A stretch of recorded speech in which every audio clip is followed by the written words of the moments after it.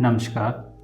पिछले कुछ समय से हम सोशल मीडिया पे एक चैनल चला रहे हैं, सत्यम एंड सरोवर। उस पे अक्सर मित्रों की क्वेरीज क्वेश्चंस आते रहते हैं, ध्यान से संबंधित, रियल लाइफ प्रॉब्लम से संबंधित।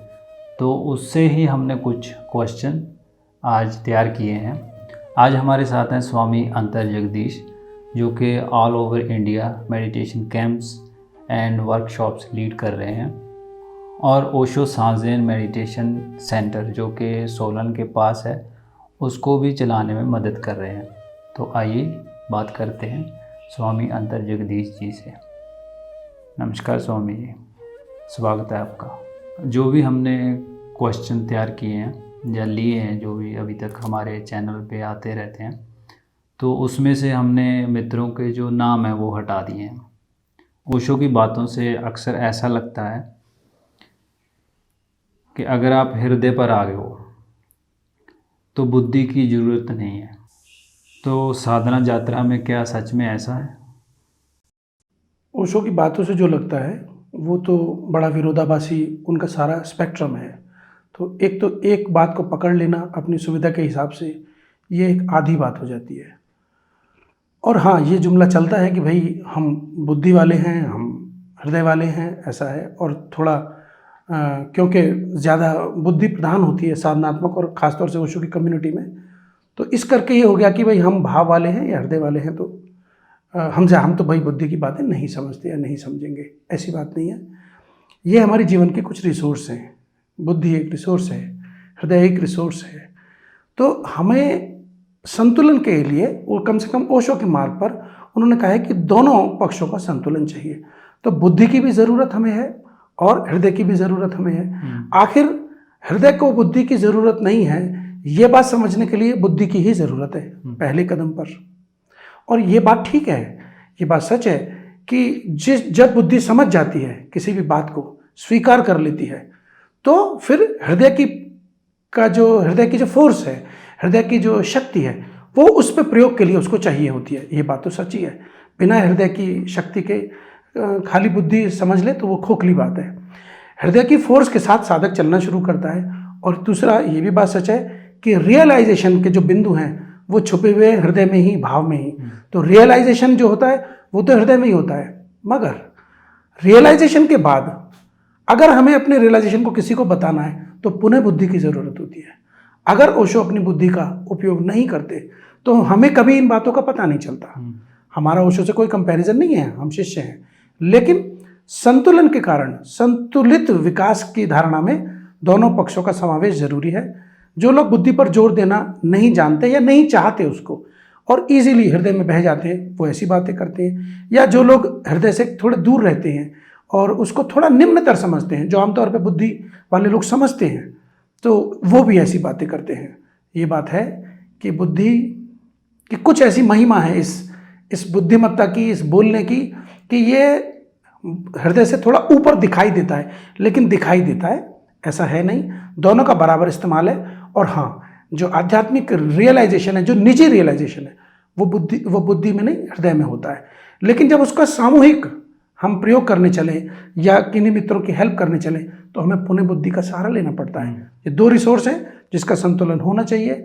और अगर होता है तो आप पाएंगे कि एक तीसरे तत्व की संतुष्टि और एक भराव पूरा व्यक्तित्व में होता है, तभी होता है। स्वामी, जैसे मुझे काफ़ी समय पहले एक मित्र मिले जिन्होंने अपने जो भी उसके एजुकेशनल डॉक्यूमेंट्स थे वो जला दिए। लेकिन बाद में मैंने देखा कि वो कुछ मतलब ऐसी जॉब कर रहे हैं जो करने का दिल नहीं है, या इतनी अच्छी नहीं है उनकी जैसी उन्होंने एजुकेशन की। मुझे लगा कि वही शायद कि भी वो सोच रहे हैं तो हृदय पे आ गया हूँ, तो मुझे अब इनकी ज़रूरत नहीं है। लेकिन उस समय लग रहा था कि भी उनको उसकी ज़रूरत भी है, और वो फील भी कर रहे हैं कि भी अगर मेरे पास वो डॉक्यूमेंट्स होते तो शायद मुझे ये काम ना करने पड़ते। हाँ, बात वही है घूम फिर कर। जो हृदय वाले जो कहते हैं कि हम हृदय पर हैं, वो तो कह सकते हैं, क्योंकि बुद्धि का अगर उतना विकास वो नहीं कर रहे हैं या नहीं जोर डाल रहे हैं उस पर, तो ये कहना उनकी मजबूरी है, पहली बात तो। लेकिन जब ये इसका पता चलेगा कसौटी में, जो हृदय वाले लोग हैं, और अगर वो सही हृदय के गुणों का विकास कर रहे हैं, तो इसमें धीरे धीरे एक संभाव निर्मित होने लगेगा। हृदय की भावनाओं की अतियों पर से वो मध्य के रास्ते पर आएंगे। जैसे बहुत ज़्यादा भाव की अति हो तो इसका मतलब है वो हृदय पर नहीं है, वो हृदय के किसी उसी भावना के तल पे तो है, लेकिन वो उसका अशुद्ध रूप सक्रिय है। ठीक ऐसे ही बुद्धि में जब बराबर विकास होगा, जो ज़्यादा बुद्धि में है अगर वो उसका सम्यक विकास नहीं कर रहे हैं आध्यात्मिक यात्रा में, तो वो इनको निम्नतर समझेंगे हृदय वालों को, और अगर उसका सम्यक विकास करेंगे तो उसमें एक तरह की स्पष्टता और सूझबूझ आ जाएगी, जिसमें हृदय का भाव शामिल होगा। हृदय के सम्यक विकास में बुद्धि का पैनापन शामिल होगा। हृदय वाले व्यक्ति जिनका सम्यक विकास होता है वो कोई मूर्ख नहीं होते हैं। खाली हृदय पे चले जाना कोई बुद्धि की तिलांजलि देना नहीं है, ये एकांगी विकास है। विकास की अवधारणा बहुआयामी है, सभी आयामों में विकास होना चाहिए। ओशो की कम्युनिटी में ये थोड़ा चलता है, क्योंकि ओशो ने काफ़ी संत साहित्य में, सूफी उसमें ये बात हो जाती है कि हृदय का करना है, हृदय पर होना है। ठीक है, ये बात सच है, लेकिन ये बहुत आगे जा कर के ये बात रियलाइज होती है। शुरू में अगर ऐसे हम बांट के चलेंगे और निंदा रूप में चलेंगे तो वो बात ठीक नहीं है। शुरू में साधक को ओपन रहना चाहिए, और जो अंग उसको कमजोर लगता हो उस पर जोर देना चाहिए। यही तो साधना है। साधना है क्या?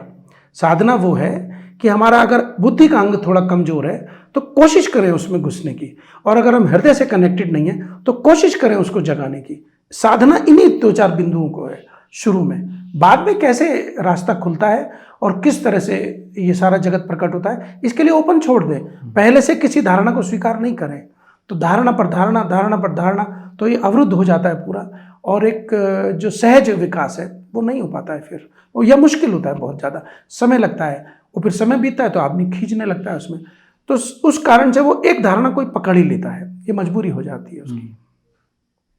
अक्सर हम सुनते हैं ओशो से, या ओशो ने जैसे गुरुजीएफ की भी बात की कि हमारे 3 सेंटर्स होते हैं, इंटेलेक्चुअल, इमोशनल और गट्स, या बॉडी कहें उसको।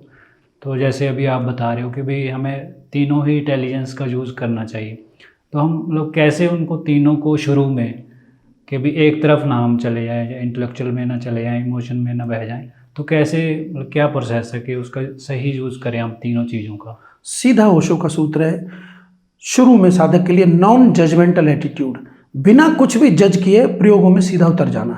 इसके लिए थोड़ा ओपन रहना, और गुरु जो बता रहा है उस पर ट्रस्ट करना। तो इसमें होता क्या है कि जैसे जो ओशो के नज़दीक लोग आते हैं, नए लोग आते हैं, तो पहले एक बार ओशो की बात तो समझ लें कि क्या कह रहे हैं, जीवन के बारे में उनका दृष्टिकोण क्या है, हम कैसे हमें जीवन की दिशा को निर्धारित करना चाहिए, इसके बारे में ओशो के मंतव्य क्या हैं और वो चाहते क्या हैं मनुष्य से।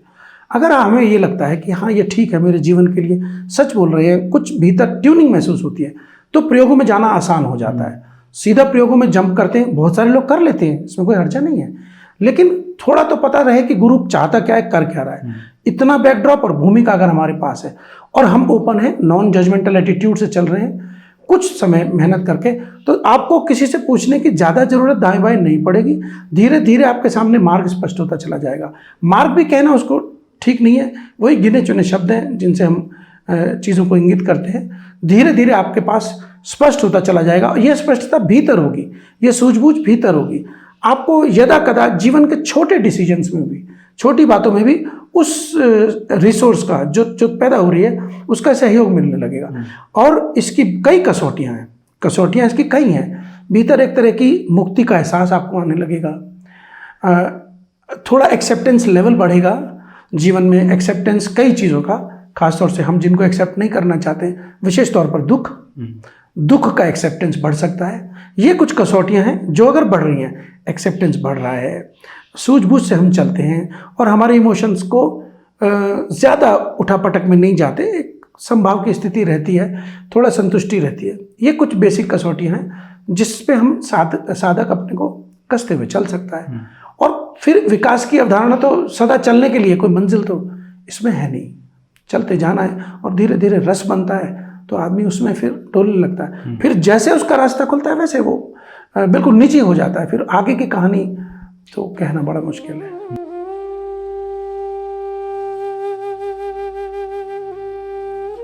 तो अगर आपके कुछ क्वेश्चंस, कुछ क्वेरीज इससे संबंधित, कुछ ध्यान से संबंधित, या कुछ रियल लाइफ प्रॉब्लम से संबंधित आपके कोई भी क्वेरी या क्वेश्चन है, तो नीचे दिए गए नंबर या मेल पे आप हमें भेज सकते हो। तो हम कोशिश करेंगे कि जो भी आगे आने वाले सेशन है, क्वेश्चन आंसर के सेशन है स्वामी अंतर जगदीश जी के साथ, वो हम आपके क्वेश्चन, आपकी क्वेरीज रख सकें। Thank you so much. मिलते हैं अगले सेशन में।